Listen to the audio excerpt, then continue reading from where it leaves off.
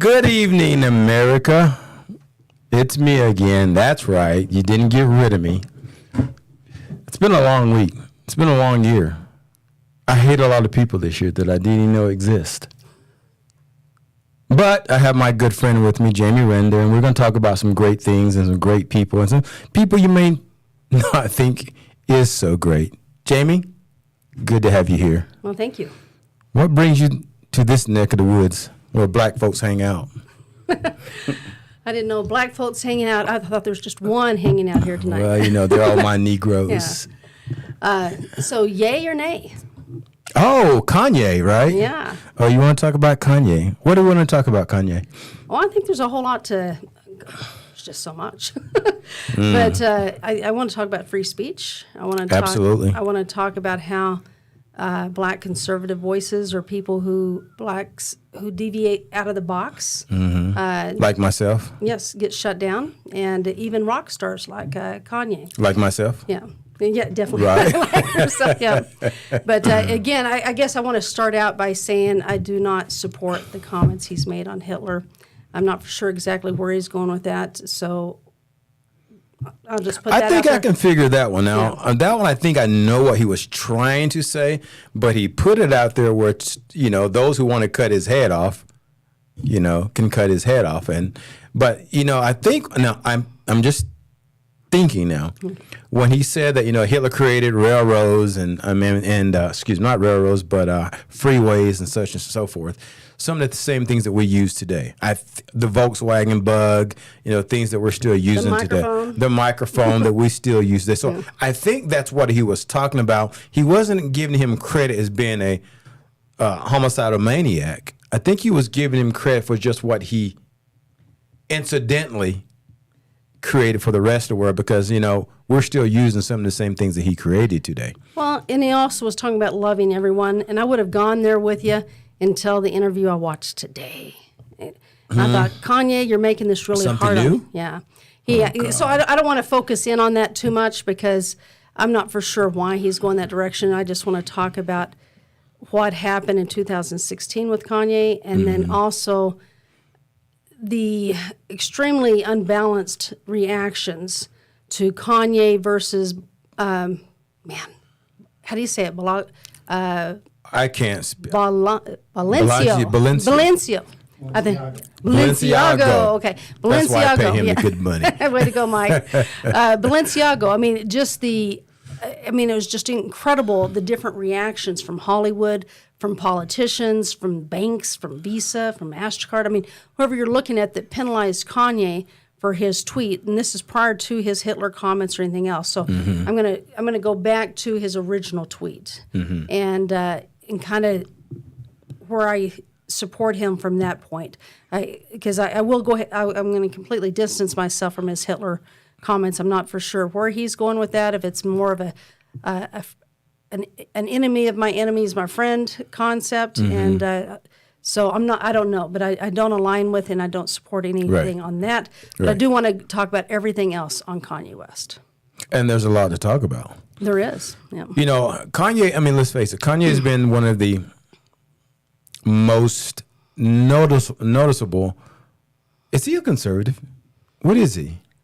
He's the one that, came out and with his first political comment on George Bush, which was not favorable. Of course, George Bush is not conservative. I can do that myself. Yeah.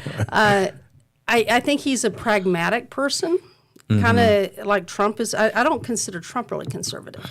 Even though I'm conservative, I look at Trump and I see Trump as a pragmatic. If there's a problem, let's fix it, and let's find a solution. And some of the things that, and I don't want to deviate too much, but I will throw this out there, like that the Trump administration came up with is extended maternity care, which oftentimes is looked at like a liberal cause. Entitlement. Yeah. But the way they were doing it with allowing young people to use their future Social Security and not putting it off on the business owner, I totally supported. So again, he's pragmatic. He's a solution finder. Kanye, I think, is a solution pragmatic person. If something's not working, why isn't it working? And I think he just So I don't know what he is personally, but what concerns me is when he deviated out of the box in 2016 and decided he was going to support Trump. The people in Hollywood, the people in the music industry, the Kardashians, and in the one interview he said that he didn't realize how much influence the Clintons had on him through his wife, or how much that connection was there between his wife and the Clintons, and basically telling his wife to control him. And so when he deviated out of the box and said he was going to support Trump, he was shut down. He was physically put into a mental facility. His family, it wasn't a volunteer thing, and diagnosed with bipolar. And to my knowledge, he didn't have bipolar prior to that, was never diagnosed prior to that, was on medication about 1.5 years, 2 years, and has not been on medication since.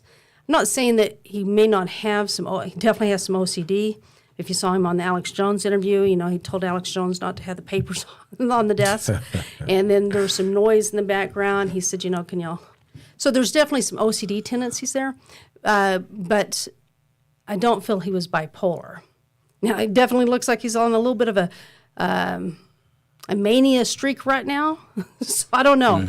But I think the guy is brilliant. And I started paying attention to Kanye West because my son listened to a lot of his music that I did not like at the time. But my son's the one that pointed out is Kanye West is a genius. I thought, what? So I started looking into it, and then I started following him, and he is brilliant. And I think he's got that social intelligence, too. I mean, where he can kind of see where the world's going and see what's needed. So in a different way, a visionary. He's a visionary. That's probably where I'd put Kanye. They said Prince was a genius too. And I think, when you mention the word genius in reference to Kanye, I see it on a different level. Prince was pure talent, but Prince was always quiet. You didn't really see Prince come out and do what you see Kanye doing right now, which I commend Kanye. Kanye is outside of the box, and the reason why is, as a black man, you're supposed to stay in that box. Now, for as a conservative, blacks are supposed to be Democrats, right? We're supposed to be Democrats, but there's a lot of us that stepped out of that box. So Kanye's done something twofold. He's a black man speaking about freedoms and certain elements of Hollywood, which is you're not supposed to be doing. Basically, you should be thankful you're in Hollywood and keep your mouth closed, and see no evil. But Kanye, he's seen the evil, and now he's speaking on it, and this is why he's getting the backlash. Now, I have mentioned this to you today when we were talking on the phone. I said to you, this can go good or it can go bad. Kanye lost a lot of money, mostly from Adidas. But at the same time... he lost big contracts with Balenciaga. How do you say it one more time, Mike? Balenciaga. Okay, Balenciaga. So, he lost quite a bit of money from that contract, too. Well, that whole company just shut down, though. Yeah. They're a bunch of cesspool. But we know that if you've seen what's going on lately. But not only that, though, Kanye is speaking out loud. I've often said what happens in the dark will soon come to the light. Well, Kanye is bringing it to the light. And those who live in that darkness do not want that to be seen. And that's why they're trying to shut him up. But the thing is, we need to, I wouldn't say support him for everything that he says, but support him for his courage. And that's what we need to do. He has said some things that I don't completely agree with, but when a man does 90% of what you want him to do, I'm not going to bitch about the 3% that I dislike. So let's go back and kind of refresh everybody's memory on what happened. He went on Tucker Carlson on a Fox News interview with Tucker Carlson. Right. And it's Tucker, right? It's Tucker Carlson. Okay. It was. I was trying to remember if it was, but it was Tucker. And it was really a fascinating interview. And after the interview was over, several people were basically sent over to Kanye. I think his P. Daddy was one of them. Is that they P. told Diddy? him to get him in check. Basically, to tell him he needs to get in check. And they were being messengers from them, as Kanye would say, whoever them are, whoever they are, the executives in the music industry, the executives in Hollywood, and they were sending messengers over to Kanye, chastising him for that Tucker Carlson interview. And so that's the night after getting these messages, he was saying, I'm not going to have my voice shut down again. And he put that tweet out. And whether, again, he should have worded that tweet better or not worded that tweet at all, I mean, but that's the background of where that started, is that people were, again, telling him what to think, how to think, and what to say in public. You know, and the thing is, you know, it boils down to the First Amendment. You can say whatever the hell you want. You may piss some people off, but you don't have a right not to be pissed off. It's not protected. What's protected is him having the ability to say what he's saying. What's not protected is if somebody calls you an a-hole and you get mad, well, that your emotion is not a protected emotion when it comes to the Constitution. I think Kanye is not done yet. I think the more and more they poke at him, the more and more he's going to keep talking. Because I remember when he says, I'm a billionaire. I worth $12 billion. You can't keep me quiet. And they thought hitting him so hard with Adidas was going to shut him up. He's not done. He's not done. And J.P. Morgan shut his bank accounts down. I mean, they really hit him from all sides. And then just a few weeks after that, we have Balenciaga. Oh, man, I said it right. Okay. Balenciaga comes out with this ad. And that basically had in the background subliminal messages of where they are, a Supreme Court decision on a child pornography case. Children posing with, is it BDS? Is that BDSM. Yeah. Definitely the sexualization of children. A book written by an author or an artist that had artwork in it of children who are in very compromised positions and body imaging or had their genitals mutilated. So, I mean, a lot of subliminal type messaging that was not accidental at all. You don't just happen to have those things around. They just fell on the artwork. Yeah, they just fell there. Yeah, I didn't see that one coming. I woke up the next morning, some kid had his pecker cut off. So very intentional placement of messaging. And yet, the reaction to Kanye's one tweet was so disproportionate. Kim Kardashian, Kanye's ex-wife, who is a spokesperson for Balenciaga, took her 10 days to come out and make a statement. That was only after a lot of pressure. But again, she gave him a pass on that, even in her statement. She condemned the ad, but she did not really condemn the company. Didn't hear any politicians coming out after this company. You didn't hear any other Hollywood people really coming after them. There's been, patriots like you and I and others that look at the sexualization of children that are coming out, the American people that are upset by it. But the media is not covering that story. Nowhere close to, what they did with Kanye West's tweet. Now, had this been someone like Donald Trump or Ron DeSantis or some conservative speaking out, can you imagine what would happen?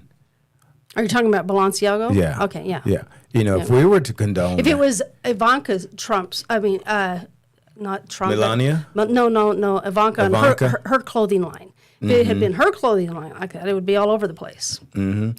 But, it's okay for the other side to push pedophilia and things that are similar to that under the rug. They have a way of making it go away where they don't get the black eye. And right now, Kanye's their black eye. But yet he just won't go away. Mm-hmm. That's the problem. He's not going away.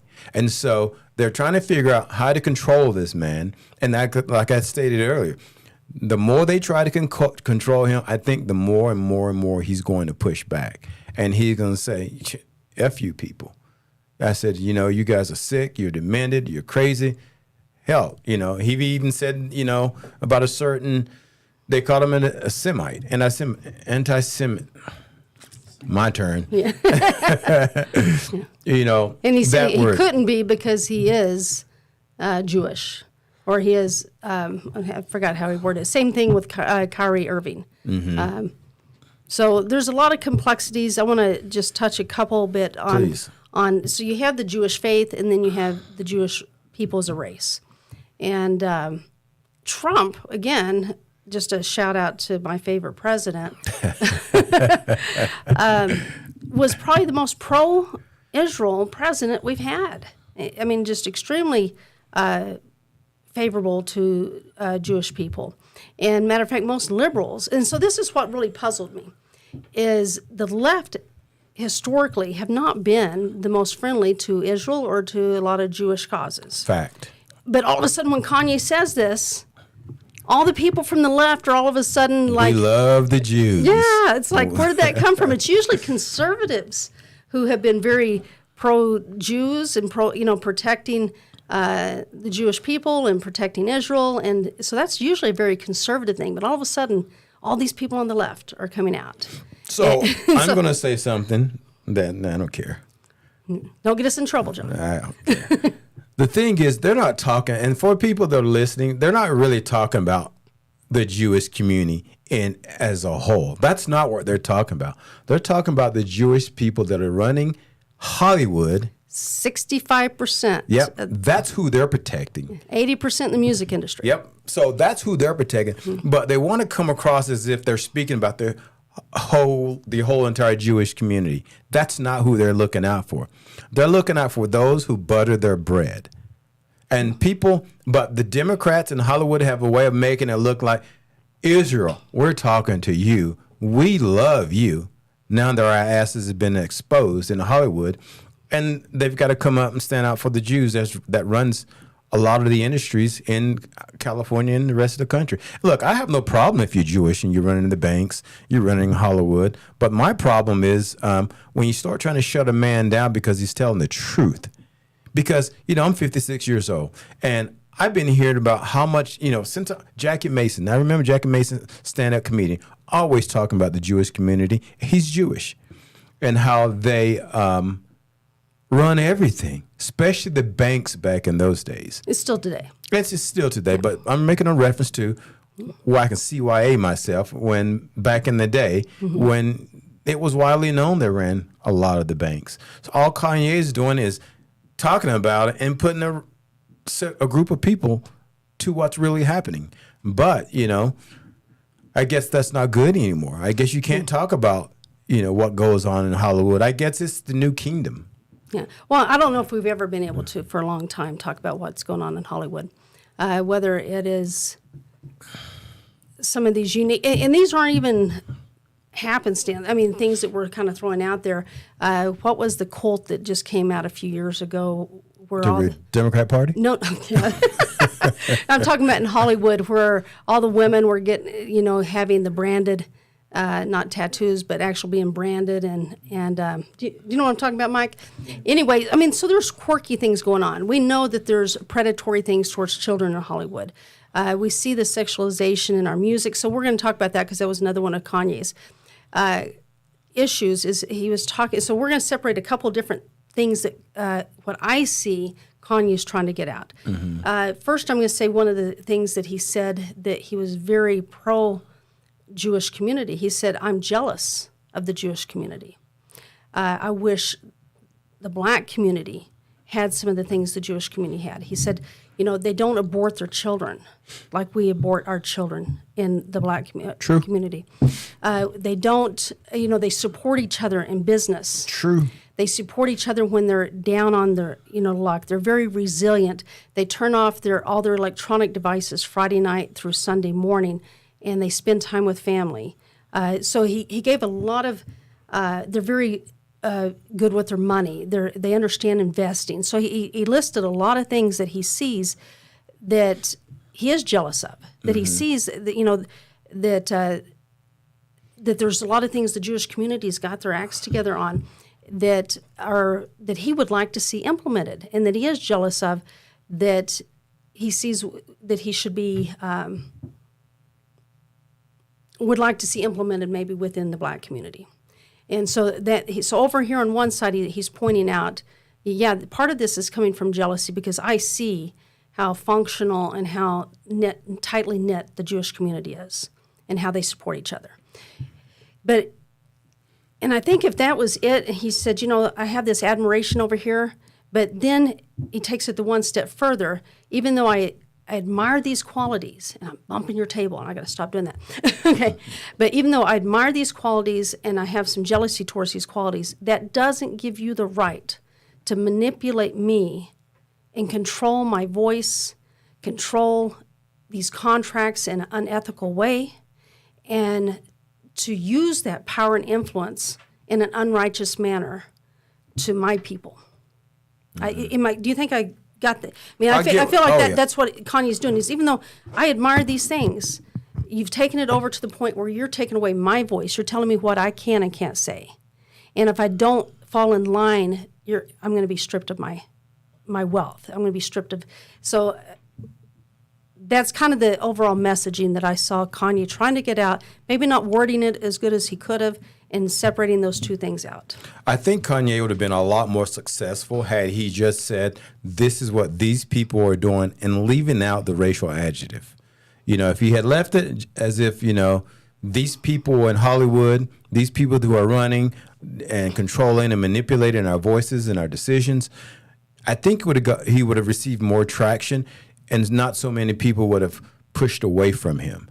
But when you implement a certain set of people, it makes it more personal of those people. And then so it's kind of like the Asians, for example. You said something that I've said to you before about the Asians, how they stand together, they support their community, they support their businesses of fellow business entities by buying from them. And I too wish the Black community would get it together and realize this is how we support our own. And as far as I'm concerned, we can learn a lot from the Jews and the Hispanics as well. They support their own as well, and and the Asians and India. I notice a lot of guys. I have friends from India, Pakistan, different countries. They support each other as well. But it seems like in the Black community, we just want to hate on each other, and this is what's destroying us. And this is why our population doesn't grow like it should, among other things. But there's a lot of things we can learn from the Jewish community, the Asian community, and other races. But Kanye kind of shot himself in the foot when if he had just said, hey, California is a shithole. Those people running California are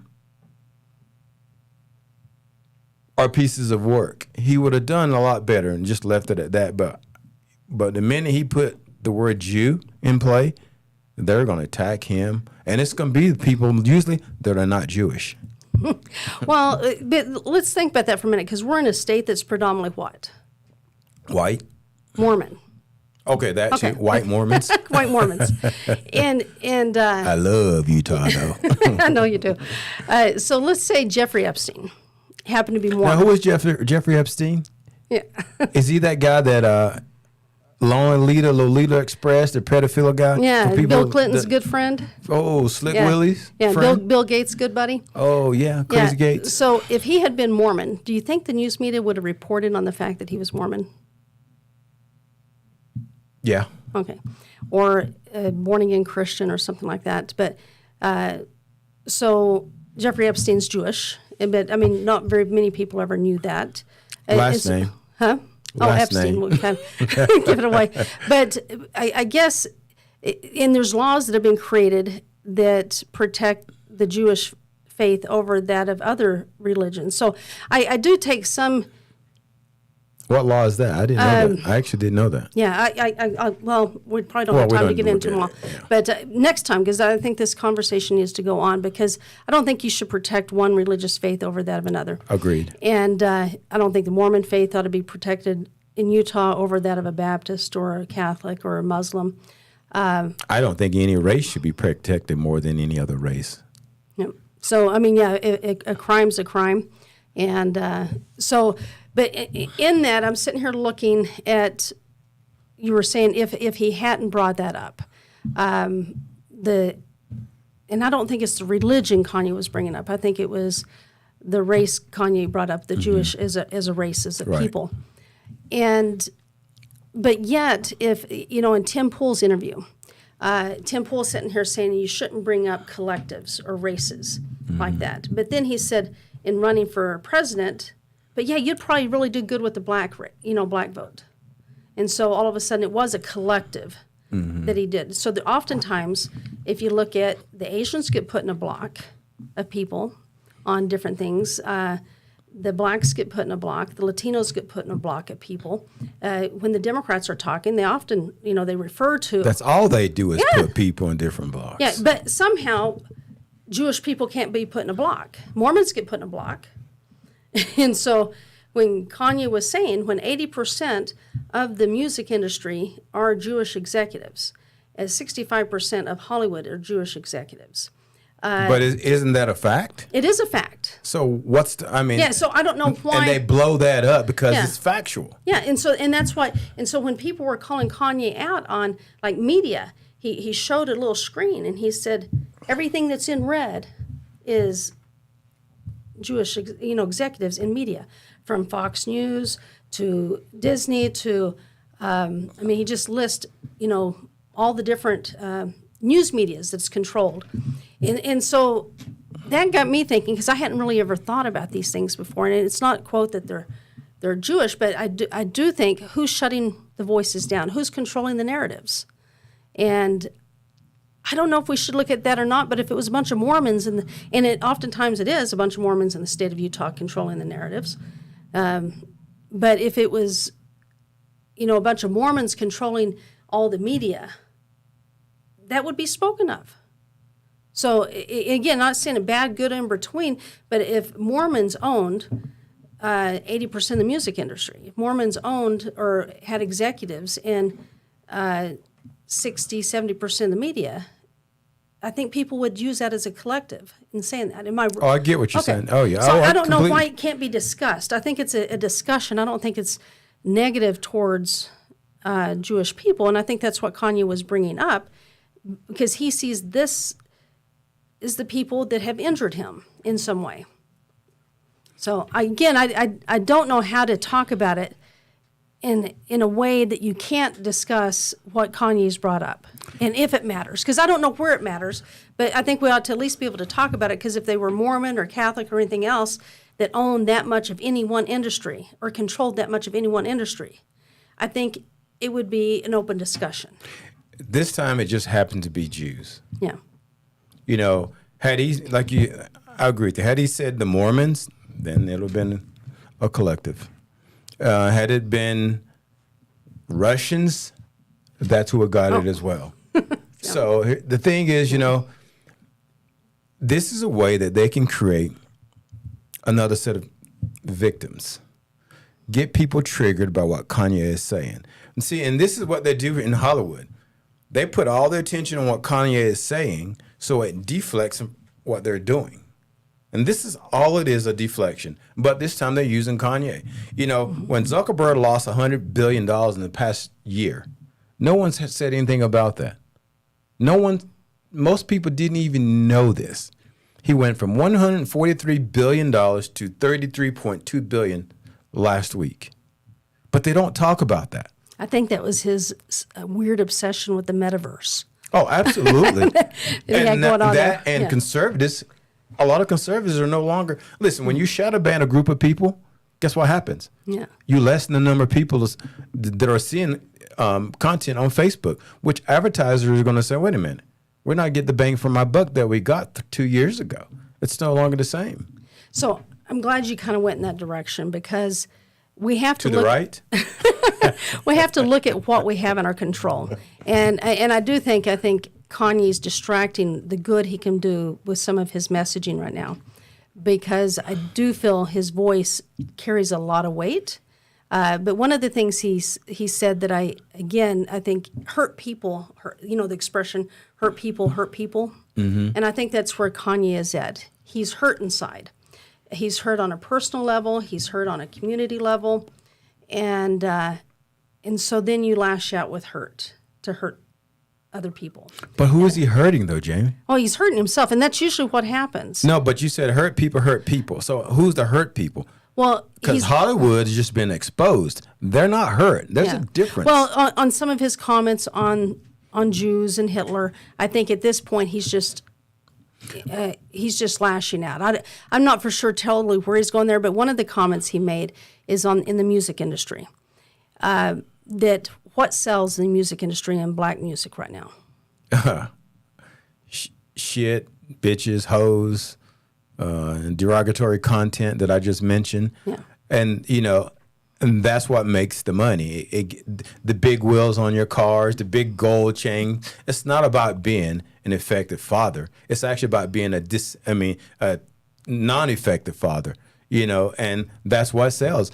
The thugs, the game banging, that's the stuff that sells in Hollywood and in the music industry. And they like that not only because it makes them a lot of money, but it puts makes our community look bad. It puts a certain image on the black community. Yeah, it makes our image look bad. Because he's saying that the people in control of the music industry, we'll just start saying that, want that imagery out there.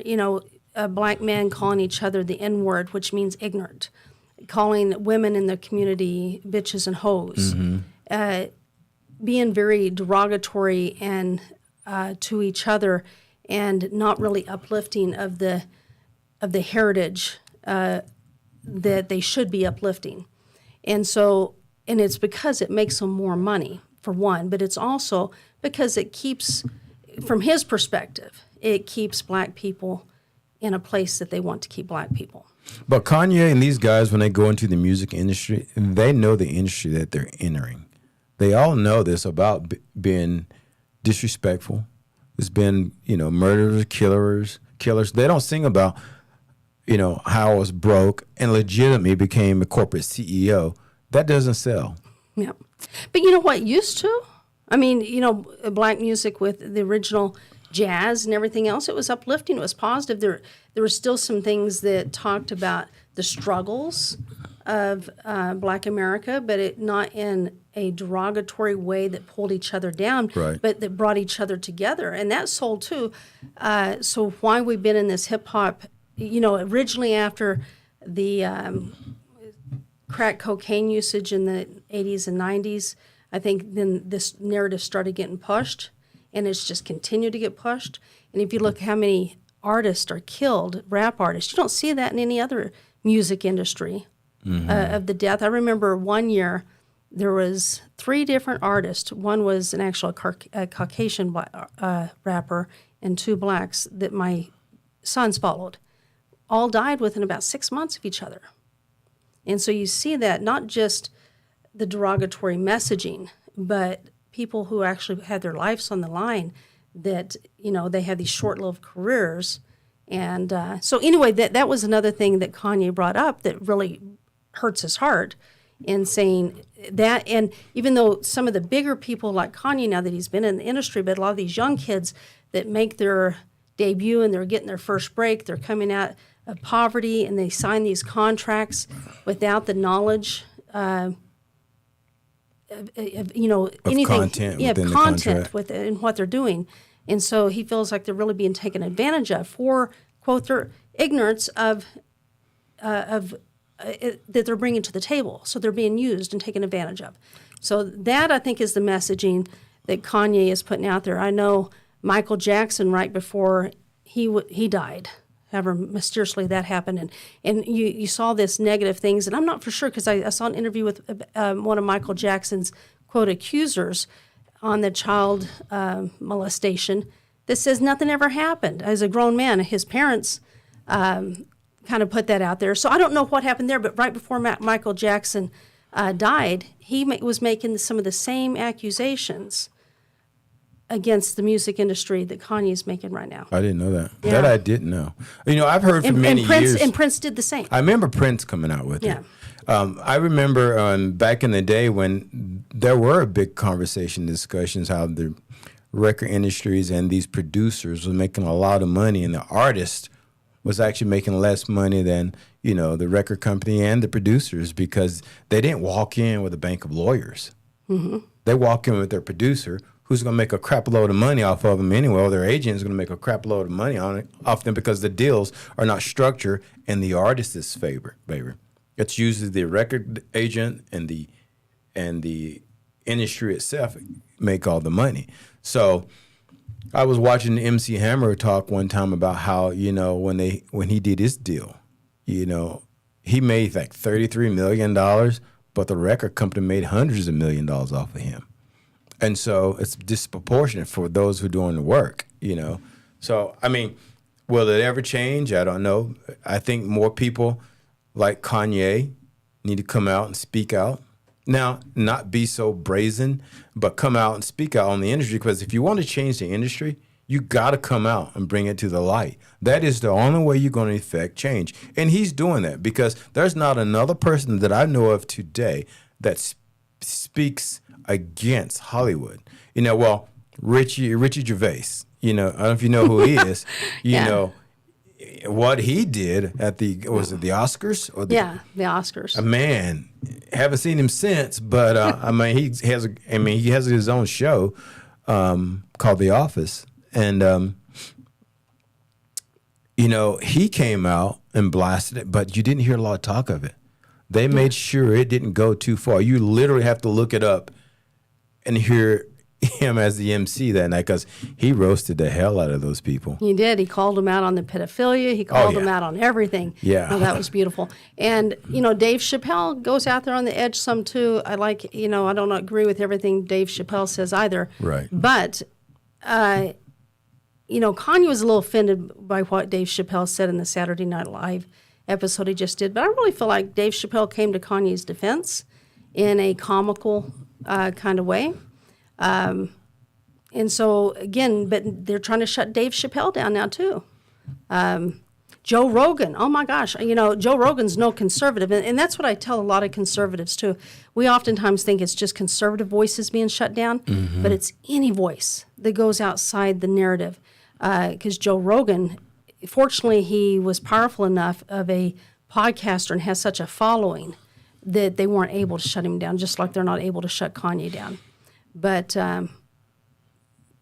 it is, it's just anybody that deviates from, whether it's the COVID message, the vaccine message, freedom of speech message, whatever it is.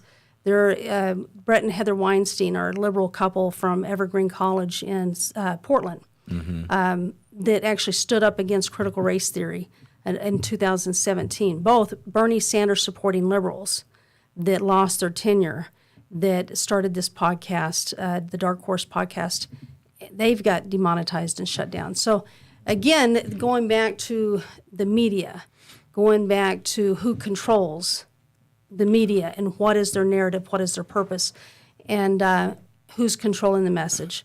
So, I don't know if we have to, discuss it in terms of race as a whole, but I think it helps to try to understand what is the purpose going on here.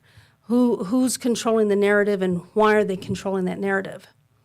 And shutting down anybody who dissents from that voice or that narrative. And when I try to have a conversation with people, or I'm talking about a particular issue, I try to leave race out of it, because the other side like to bring race in it, because it weakens the conversation.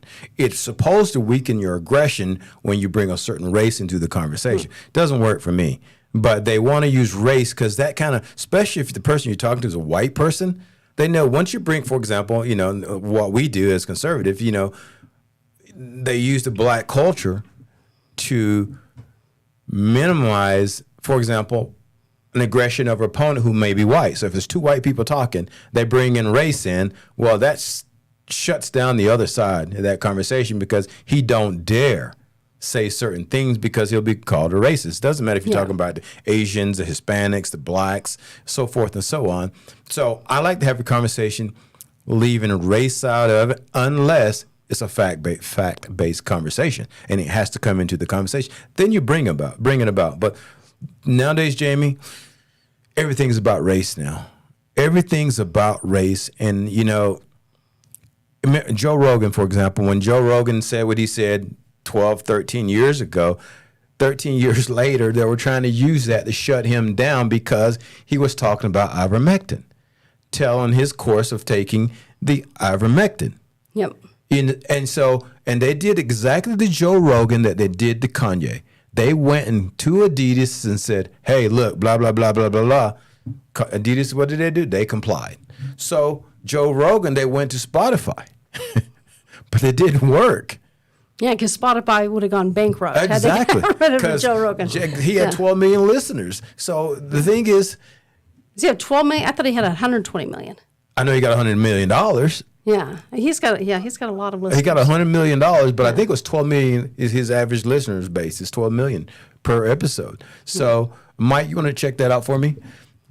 Because I don't like being wrong, so I can admit I was wrong. But they tried shutting that man down, and it did not work. So many people like Joe Rogan, Kanye West, Dave Chappelle, and you don't have to be conservative. Just use your damn common sense. If you use your common sense, a lot of people will wake up. But right now, they've got you. If you're in that industry, you can't use your common sense. Because I said this to somebody the other day, Jamie. Do you really believe all of those people in Hollywood think Hollywood is perfect? They know what the hell is going on, but they won't speak out on it. Yeah. 12 million? Yeah, they won't speak out on it. And because it's like the Democrat Party. I hate to say this, but I'm going to use this as an analogy. It's like the Democratic Party. When they do something ludicrous or bring up a bill that's absolutely stupid, do you really believe all of those people believe this is a great bill? Hell no, they don't believe that. But they go along with the ruling parties or the leaders in that organization. It's the same way as Hollywood. They know the consequences if they don't. There's a hell of a consequences. Yeah. You're not going to make as much money. Or you won't ever get another part in Hollywood. I mean, there's a lot of things that go with that. But on Kanye, I don't think... And you got to believe in the cancel culture. Yes. If you play that game, you're going to be one of those that shut the hell up. Yeah. And I think coronavirus is, even though they intentionally shut the community down or shut the businesses down for their own evil purposes in a lot of ways, not saying, coronavirus is real, just want to state that coronavirus is real. But I think it was manipulated. But one of the things I think it's in our favor is I think it's made Hollywood not as relevant anymore. Nobody really cares. Right. Look at Disney. Look at CNN. Yeah. They're losing money hand over fist. So, and the thing is, they keep doing what they're doing. You either go woke or go broke. Disney fired their CEO, trying to bring them back to life. They lost like $1.3 billion last quarter. You can't sustain that. You can't keep playing this game and stay afloat, because eventually we're going to make you pay the price. And the thing is, they're not losing money because of bad business sense. It's because they attacked the other half of America that buys from them. I remember Michael Jordan said one time that, the reason why he doesn't play the political game, because Republicans buy shoes as well. That's what success is all about. This is how you stay successful. Stay out of politics. Corporate America, stay the hell out of politics. And we won't alienate you. So Jordan Peterson, right? You listen to Jordan? Okay. Love Jordan. So Jordan Peterson, before the Alex Jones interview. I'm offended, Jamie. What conservative doesn't listen to... You know what? You'd be surprised how many people don't know who Jordan Peterson is. You're right, because, if you don't know who Jordan Peterson is, you need to listen to Jordan Peterson, because the man is absolutely brilliant. And he's not necessarily political. He's more of a common sense, humanitarian type of guy. Anyway, I digress. So first I want to give a shout out to Jordan Peterson's biblical series. It's absolutely incredible. It's on the Old Testament, and it brings the Old Testament to life in a way that I've never enjoyed the Old Testament. But he gives these 15 lectures. Well, one of the lectures is Cain and Abel. And I kind of see the Cain and Abel going in our society right now the way whoever they are. And I'm not talking about the same way Kanye is right now. But the people who want to control us, the elites of America, the elites of the world, want to keep us divided, want to keep us where we have jealousy and envy of each other and want to pull each other down in some way. So Jordan Peterson's talking about the symbolic role between Cain and Abel is that we want to destroy. It's the human response to want to destroy someone who is living up to a standard above that which we ourselves find not capable of doing. And so I kind of see that going on right now. So I want to, for those who do like Kanye, like myself, or Ye, I got to make sure we're calling him Ye, is that we don't ever want to be in the spot. I guess that's what happened in Germany, is that Hitler was able to manipulate the German population because of their jealousy and envy towards the Jewish people and their success. And so we've got to be very careful not to allow ourselves to be manipulated into that kind of hate. But on to Jordan Peterson. Jordan Peterson spent years of his life studying what took place in Germany, in China, in Russia under Stalin and Mao, and how that evil was allowed to happen. And so I think he could help Kanye or Ye in a way more profoundly than these other people Ye's interviewed with. But anyway, Jordan Peterson said he's going to interview Ye sometime in the future. This was before Alex Jones, but I'm just hoping, because I think that's going to be one of the most fascinating interviews, because I really think Jordan Peterson will be able to help Ye understand this history in a way that he doesn't totally understand it and put things in perspective. You know, people find it's easier to try to take somebody that's successful down than try to rise up to their level because of their lack of confidence to get to this level. And there's usually people around them telling, dude, you can't do that.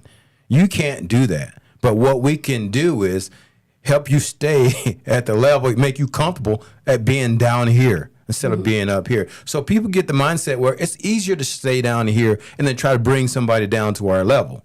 When in actuality, you know, when you try to climb up to somebody, for example, success. I've always learned from people, if you want to be successful, emulate the people that are successful. Don't try to recreate the game. Try to get up to their level by emulating them. Then once you get to that level, go one notch higher and emulate somebody else that'll get you to the next level. But people don't think that way, Jamie. And, you know, speaking of Jordan Peterson, Jordan Peterson says a lot of things that are so profound, and they're not long paragraphs, just little quotes here and there. And the man is brilliant. I listen to him, and I'm thinking, wow, the man's a natural. And he's not really that political either. Now, some of the things he does infer politics, but he's not really talking about politics all the time. He's just talking about people and their emotions and, you know, how many genders are, you know, no matter how you wake up in the morning, and if you woke up as a man and went to bed as a man, that's going to happen to you every single day for the rest of your life. No matter what you tell yourself in your brain, you're still a male. Jamie, look, I enjoy having you on, but we need to talk about something before we leave there. What's going on this weekend? A cafe Christmas. So what is a cafe Christmas? How conservative Americans celebrate Christmas. What are we going to be doing? We're going to be having fun, spending time with kids, giving away coats, just doing fun stuff. And it's non-political. Though there'll be politicians there, but it will be a night of non-politics. Yeah. From my understanding, we may not have as many politicians there this time. I won't say why. Oh, I knew you were going to go there. Why? Because they're in Hawaii? I don't know. But it's a toy drive, and we're going to be supplying those toys to the children in downtown Ogden at the Marshall White Center. And the coats we have supplied through the help of Coats for Kids, 400 coats throughout. Yeah. Did you already drop off your coats to your school? I've dropped off half of mine, and tomorrow, actually, I'll be dropping off the other half because in the schools I'm doing, they have to determine which kids are getting what. My problem has been, how do you keep some kids from feeling alienated? And I can't give everybody a coat, you know, in the schools. I definitely want to give a shout out to Coats for Kids and Jason and Coates, his family. Sarah Coates. Sarah, I don't know if she's a Coates, is she? Yeah, she is Coates. Is she? Sarah Coates? Well, she was a Coates. Yeah. She's got a different name now. But for the great work that they do in providing children with warm coats to wear. And these are brand new coats. Brand new coats. Yeah. So we again, from Ben Lomond High to children in inner city Ogden, to a Bountiful Elementary School, to the schools that you're doing here in Salt Lake, to refugees from Venezuela. A lot of coats. We're going to have a lot of toys. We're going to have some great music. And where's it going to be at? It's going to be at the Davis High School. No, Woods Cross High School in Davis County. Yeah, 6 to 8, Saturday night, December 10th. And we're going to have a great time. We're going to have great food. A shout out to Joe Cotton from Bella's Mexican Food Restaurant, who's going to be bringing a taco bar for us. Utah Parents United, who's one of our co-sponsors. Anybody else? I mean, New Leaders of America with Carlos Moreno. And I want to say admission is free. Yep. So come down, join the festivities, have some fun, and let's do what we do as conservatives, sit around and talk shit. And I want to give a shout out to one more, GUD, Growing Unified Development, who's also co-sponsoring, well, one of our sponsors with us. Now, who runs that organization? Marcus Carr. Exactly. Shout out to Marcus Carr. Shout out to Marcus and his group. Look, it's going to be a fantastic time. Yep. And we wish everyone would come down, bring a toy if you can. If you can't bring a toy, just bring a kid. Enjoy the festivities. Like, once again, the mission is free. Just come down and join us and hang out, and let's do the damn thing. But this closes another podcast. My weekend is almost here. I've got one more podcast left to go, and then I'm a free man. So, closing this podcast, good Lord. You're always a free man, John. Yeah, I'm a free Negro. Hey, I want to mention, though, if you don't have children, you can come as well. Exactly. It's not just a toy. You don't have to have a child to come either. Yeah, just come down and visit us, and then learn the members of C.A.F.E and all our friends. And then you can look me up on the modernconservativepodcast.com. You can look me up on Facebook, Modern Conservative. You can look me up on Twitter, Instagram. Share some love, buy some product, because the money goes to other organizations that we'll be doing and elections that we're going to be doing in the future, because I believe in putting my money where my mouth is. I just need you to get activated and do the same damn thing. Have a great week. If I don't talk to you on Friday, take care. I love you all. Good night, America.